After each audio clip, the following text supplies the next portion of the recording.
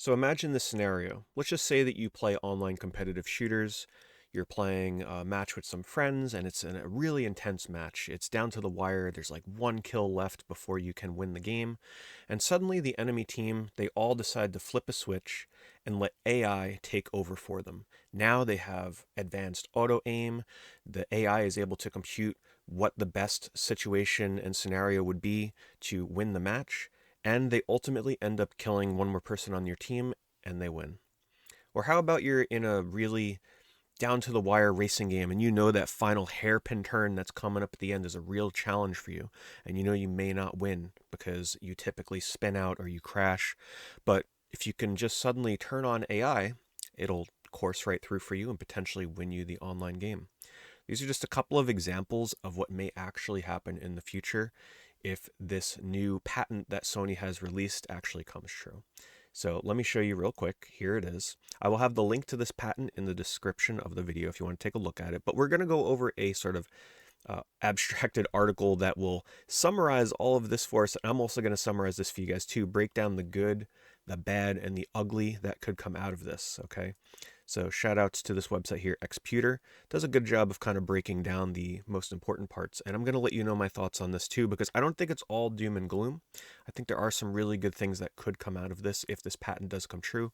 And notably, it should be said, patents are filed all the time. Most of them amount to nothing. A lot of times it's just people dreaming up these crazy theories just in case it becomes practical down the line. But let's talk about here for a moment, what if this actually does come true? We all know AI is becoming way more advanced, way more integrated into our everyday lives.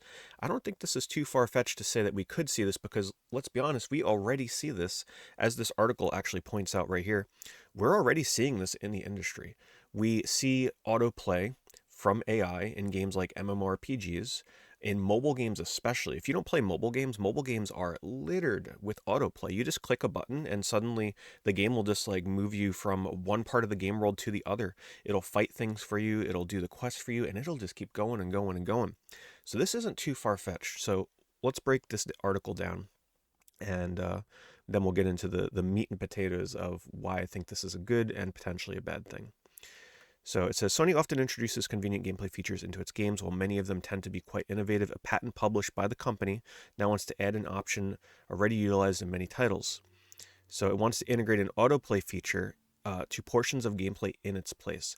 It can autoplay grindy game sequences until you take back control. So an example of this would be, let's say when the new Dragon Quest game comes out at some point, or any RPG, and it's like, okay, the AI recognizes that at this point, a lot of people start to level up their characters in order to defeat the next boss. So rather than actually do the grinding yourself, you can just flick a switch and suddenly the game can play itself infinitely for you and level you up to get you to the point where you can continue to play without having to do any of the manual grinding that is involved. They actually have a name for this, the patent dubbed method and system for auto-playing portions of a video game, and they call it, this part is crazy, wants to add an option handle to anticipated grinding content, AGC. So the AI, like I said, would know, like, okay, let's just say, and you can apply this to a tough boss, right? Like, say you're approaching a really difficult boss in a game, the AI recognizes that, hey, a lot of people struggle on this boss. Would you like to turn on AI to beat it for you? Sony says that this method would simulate the gameplay style of users to grind through tedious portions of a game. And then they go on to kind of quote what we were talking about earlier. The autoplay uses data from the user play model to automatically play the anticipated grinding content for the user using a gameplay style that simulates the gameplay style of the user. So this is actually an interesting tidbit here that I didn't realize before I made this video. So maybe it is only meant to simulate your play style and not like a 100%, error-proof kind of AI playing for you. So it's kind of something to think about as well. Maybe if you're really bad at the game will like try to adapt. Maybe you're fighting a Dark Souls boss and you tend to roll a lot, but rolling a lot is not good for that boss. So maybe the AI, when it takes over, will attempt to beat the boss for you, but also sort of take on your really bad playing habits. It's kind of funny to think about. When autoplay completes, a resume notification is presented on the display screen of the user, and you can, I guess, choose to continue letting it autoplay or not. And they have some diagrams and stuff that goes over this. Um, and it says it would use the autoplay feature to use AI and train models to decide what to do in place of users.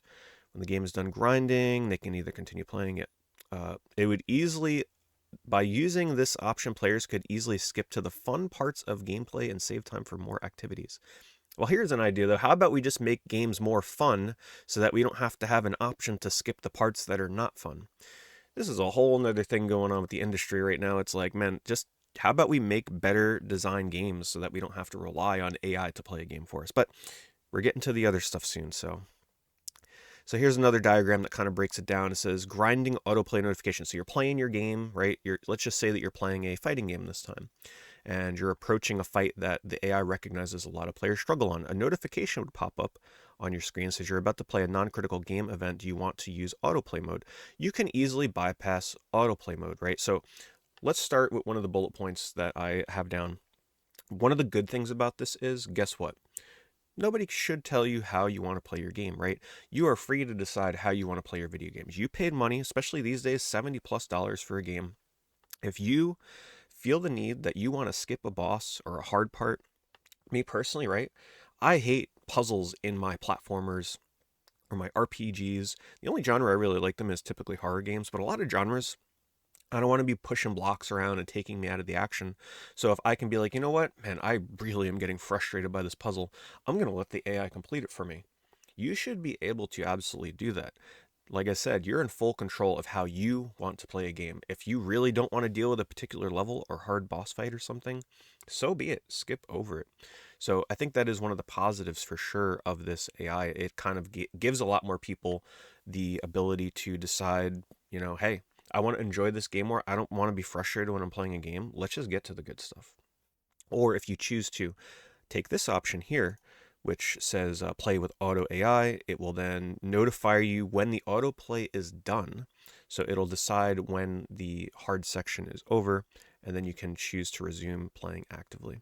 So really interesting stuff here. So the first thing that I wanted to sit down, and I didn't just want to do a video on this where it's like, okay, let's just bash this, right? So obviously we talked about this is good for people that want to play games how they want to play, but also this has a lot of functionality for people with disabilities.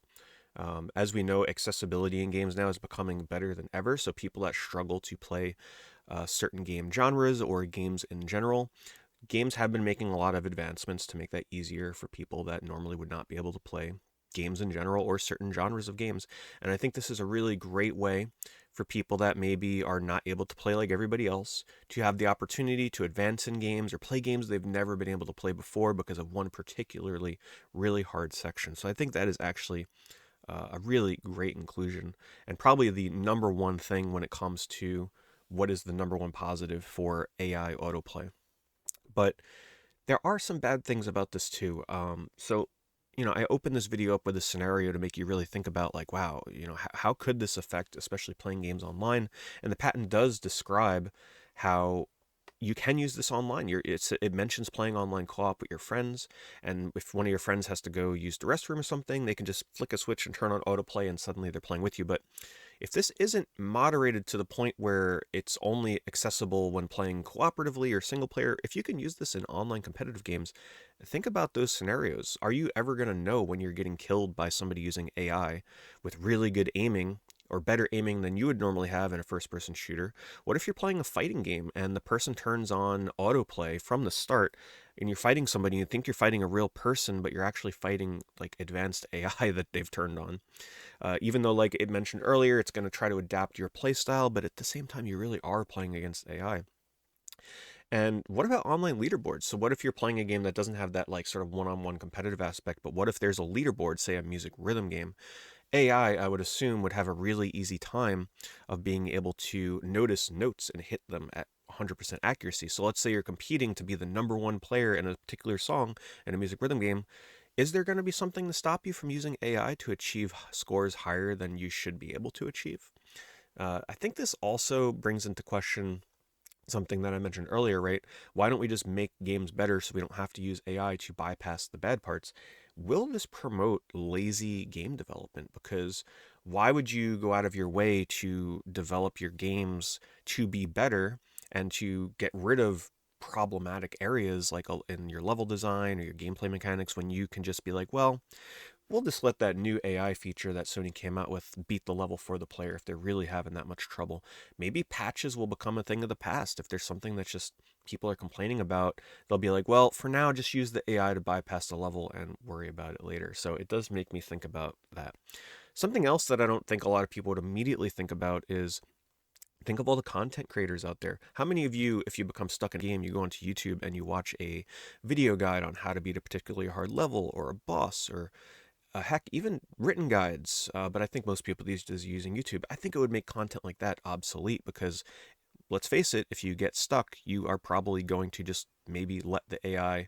If you're weak-minded and if you succumb to these kind of things, yes, I think most people, unless you're streaming and you got that, like, you don't want anybody to know that you're using AI to beat a level. Like in my instance, I'm playing live. I want to be able to beat these games myself. But I think a lot of people, if they're like on a boss for the 50th time, they're like, you know what, forget it. I'm just, instead of watching a video guide that tells me tips and tricks how to beat, I'm just going to use the AI and overcome this. So I think it will make content creation a little obsolete when it comes to video guides. Probably not immediately, but if this becomes widespread in 10, 15 years, I mean, yeah, forget about gameplay guides on YouTube. Those will be a thing of the past.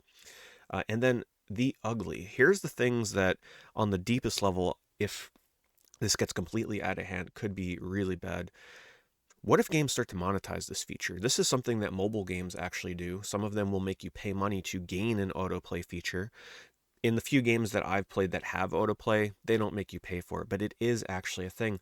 Let's just say that to unlock autoplay, you got to pay $9.99, or maybe they give you 24 hours access of autoplay if you're playing like an MMORPG or something for a few dollars. Not the end of the world, right? It's optional. You don't have to use it. But then let's think about the scenario where we just become conditioned. Not everybody, right? There are addictions out there such as gambling, right? For a reason, people become addicted to stuff like gambling. What's to say that people wouldn't become addicted to the idea of letting games play themselves? And what I mean by this is you start off like really hard-headed, I'm never going to use AI to beat my games, but that one time you use it to overcome that really hard boss fight or that really hard level or that really hard puzzle, you're like, man, that was actually, wow, okay, I can see the potential in this. And then you start to just kind of fall back on it more and more and more. And eventually you just succumb to the temptation and you're basically playing your games 50% of the time because most of the times you're like, you know what? Let me just like, let's go on Twitter or Discord or multitask or something and let the game beat this level for me really quickly. And at that point, are you even playing games anymore? So these are just some crazy things to think about. Like I said, I didn't want this video to be too focused on just the negative. I wanted to make you guys think about the positive behind this. Though in many instances, I do feel like this could be a really weird gray area unless we know how this can be incorporated into games that feature online multiplayer. Obviously, if you're playing co-op with your friends and you got to pee and you got to turn on autoplay, no problem. But what happens when this integrates in with the online competitive scene? Let me know your thoughts and comments below. What do you guys think about this? Are there any really good positives that just didn't come to my mind right now that you guys want to bring up? Or are there other really bad repercussions that you want to touch upon? Leave a comment and let me know, and I'll see you guys in the next video.